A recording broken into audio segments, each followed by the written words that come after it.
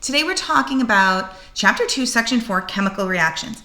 A chemical property, you can see there, is defined as the ability of a substance to undergo a specific chemical change. So think of this in relation to a physical property. A physical property is a property that you could observe just by looking at something. So looking at a solution and saying that it's liquid at room temperature, it's blue colored. Even its boiling point and melting point. Those are physical properties. But a chemical property would be that this solution will react with lead, or this, a chemical property of wood would be that it ignites at a certain temperature and burns. Okay, because it describes a chemical change. So then what's a chemical change? Well, chemical change and chemical reaction are basically the same thing. A chemical change is defined as a change that produces matter with a different composition than the original matter. And so what do I mean by the word composition? I mean that the particles, the molecules, or the ionic compounds or the elements are different than in the original substance. So for example, we can look at this chemical reaction here. And this chemical reaction is described using a balanced chemical equation. We will talk much more about that in future chapters, but I think you've seen this before in other classes. So we see that we're starting out with two different molecules, a molecule called sulfur dioxide and a molecule of oxygen. And when those two molecules react, they form a new substance with new bonds. Instead of sulfur being bonded to 2 oxygen, now sulfur is being bonded to 3 oxygen. There's some aspects of a balanced chemical equation that I just want to review for you. So first, the products are always listed on the right-hand side. So we call everything on the right-hand side the products. Everything on the left-hand side we call the reactants. We would say the reactants react to produce the products. The arrow in the middle is often translated as the word yields. So in this case, you might say that sulfur dioxide and oxygen yield sulfur trioxide. The subscripts after an element stand for how many of that element, how many atoms of that element there are in that molecule. So this says that there are 3 atoms of oxygen. That's what that subscript 3 stands for, as opposed to coefficients. Coefficients say how many of that molecule are involved in that chemical reaction. And we use those coefficients in order to balance that chemical reaction so that there are the same number of atoms of each element on both sides. This should be somewhat review for you, but this is saying that it's going to take 2 molecules of sulfur dioxide, 1 molecule of oxygen to produce 2 molecules of sulfur trioxide. And that is needed so that the equation is balanced. Atoms are not lost or created out of nothing. And if I take a look, 2 times 1, right? There's 1 sulfur in SO2. So this starts with 2 atoms of sulfur. And yep, I end with 2 atoms of sulfur. I start with 2 times 2, or 4 oxygen, and then 2 oxygen. So I start with a total of 6 oxygen, and at the end, I end with 6 atoms of oxygen. Another aspect of this balanced chemical equation that may be new for you are these parentheses and G. That just stands for the state of matter. So that means that these molecules, sulfur dioxide and oxygen and sulfur trioxide, are all gaseous molecules. We'll go over these in future chapters, but you can imagine that liquid is L and S is for solid. The next picture just is a graphic way to look at the difference between a chemical change and a physical change. In a physical change, no bonds are broken. So you can see I start with a molecule of water in the liquid state, close packed, attracted to each other. And after I add heat, I end with a molecule of water in the gaseous state, but it's still a molecule of water. On the right-hand side, you can see a chemical change. And in a chemical change, yes, bonds are broken. and formed. In the beginning, I start with a molecule of hydrogen and a molecule of oxygen. Then the bonds between the oxygen atoms break, the bond between the hydrogen atoms break, and new bonds form to create a new molecule. So that's really the difference between a physical change and a chemical change. A chemical change makes new molecules.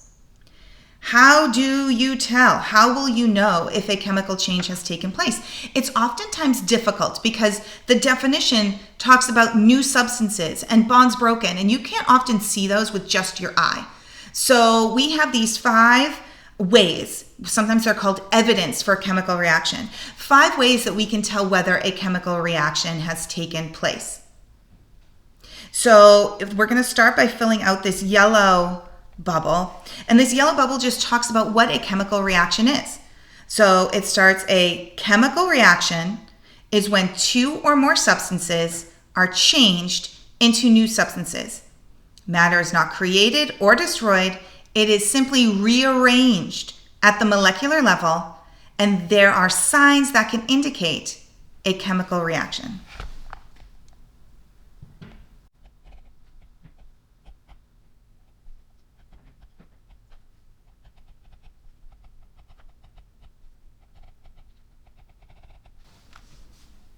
So what are the signs? So we're going to start out with probably the one that is the most, or I guess maybe the most new to you, the least, the one that you've had the least contact with in the past, and that's a precipitate forming. What is a precipitate? Think of it like the word precipitation. Precipitation is when rain or sleet or snow comes out of the clouds. Basically when gaseous water in the air becomes a liquid or a solid on its way down. And a precipitation reaction is very similar. It's when usually ionic compounds, which are also called salts, when those rearrange and new ionic compounds or salts are formed, and those salts are not aqueous, they're not dissolved in water, they're solid. And then you'll see them settling out. You'll see some examples of this in class, but you can imagine mixing a clear liquid and a clear liquid together, and then it becomes opaque, maybe like a milky white. That means a chemical reaction has taken place. A precipitate has formed. So, some chemical reactions between salt solutions can create solid particles that may settle out as a precipitate and fall to the bottom.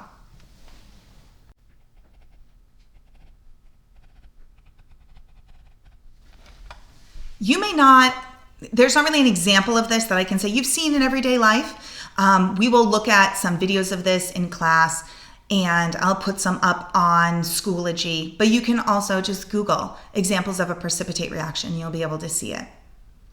The next one is a temperature change. So this is not you adding heat or removing heat. This is you just mix 2 substances together and they actually react, and the temperature of that new solution or that new compound that's formed will drop.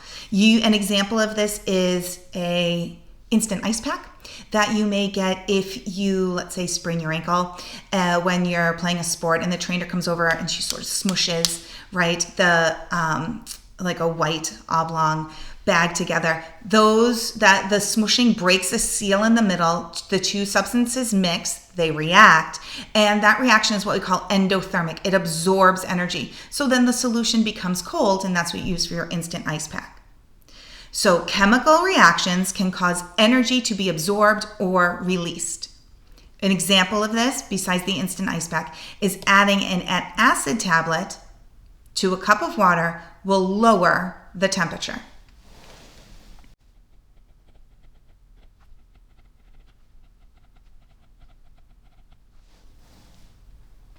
So the next 2 are gas formation and color change. Gas formation, again, doesn't mean that you're heating something up to make it into a gas. It means you mix 2 substances together, a chemical reaction takes place, and bubbles start to spontaneously form. Okay? An example of this would be that antacid, adding like an Alka-Seltzer to water. So production of a gas can be a chemical change. Mixing baking soda and vinegar creates carbon dioxide gas. that appears as bubbles. That's the traditional, making of a volcano in an elementary school science class.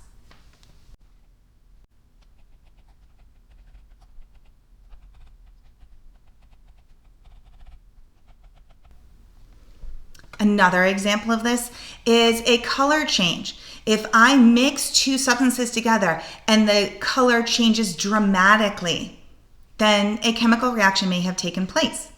So not, I take red Gatorade and I add water and it becomes a little lighter. That's not really a color change. This would be like the example that's listed here. When you take something that's iron, which can be in an alloy, it can be silver looking, or just plain iron is pretty like dark silver, almost black. And when it rusts, it forms a completely new compound. Rusting is a fancy way of saying reacts with oxygen. And when it does that, it produces iron oxide. And iron oxide is a completely different chemical. A bond has been broken. Actually, electrons have been transferred. And rust, is like a reddish sort of color. So that's an example of a color change that is a good indication that a chemical reaction has taken place. So rust on a bicycle is formed when oxygen and iron react.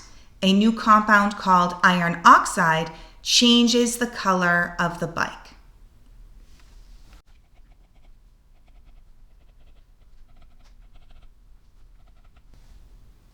And then our final example of an indication that a chemical reaction has taken place is the production of light, or a light and heat. Heat and kind of goes with the color change too. But think of an example of a firework or, a glow stick that you may have used when you were a kid at Halloween, right? When you have a glow stick, you would crack it. That would break a small glass.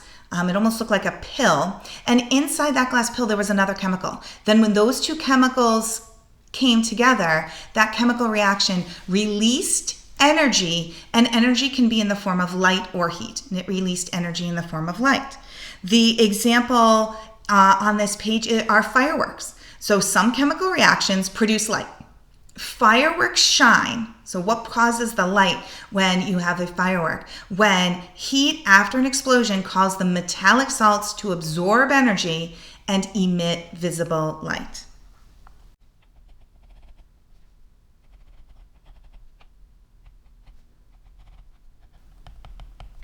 A great example of this is anything that is combusted, anything that's set on fire.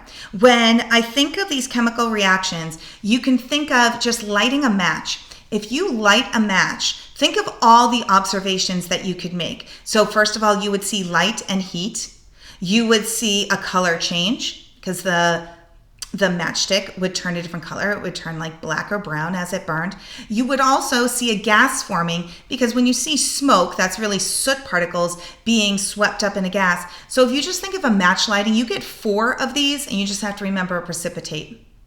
The other way that you can remember these is through this mnemonic, city girls love their phones. I know it's silly, but if it helps us to remember the indications that a chemical reaction has occurred, why not? So I want you to take a moment right now and fill out this graphic organizer. You can see city girls love their phones, right? Stand for the 5 indications that a chemical change has occurred. Take a second. You may need to do some research on the internet to find an example of these, but try to draw in an example of a chemical reaction that shows color change or gas produced.